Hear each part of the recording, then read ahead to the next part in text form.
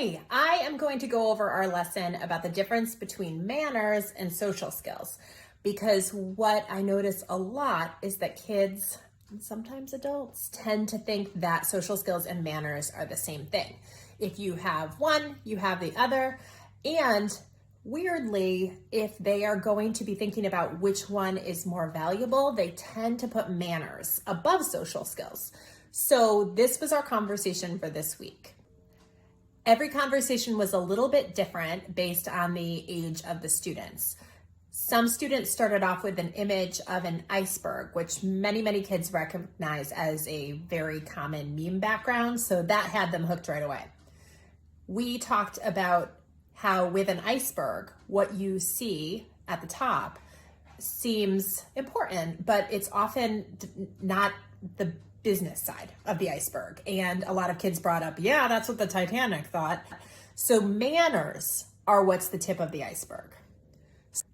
Social skills are what's below the surface, what we can't always see. It can be very complex. It can be very rigid. It can be very unexpected, truly. So manners, kids are taught manners explicitly from the time that they're little. It's socially acceptable to say to kids, don't forget your manners. Saying don't forget your social skills would be kind of weird. We watched what I call an old-timey video about lunchroom manners with Mr. Bungle. It was made in 1959. It's one of those super old classic movies that probably their grandparents got to watch in school. So we watched this and talked quite a bit about what was kind of classified as manners really was more social skills. It's cringy on purpose, so the kids really enjoyed the video. I'll put a link to it down below.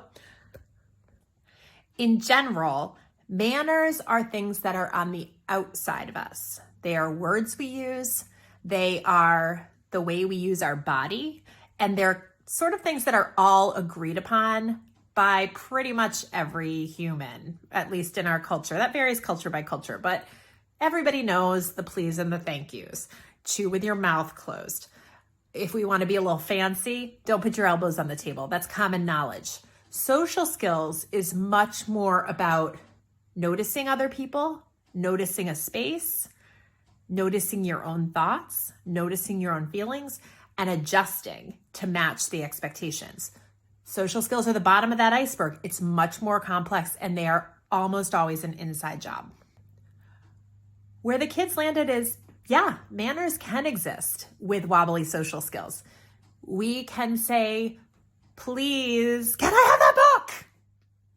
It's possible, but in order to have stronger social skills, manners are a must. And this is kind of the drag of it all. When you hit a certain age, you stop being praised for your good manners.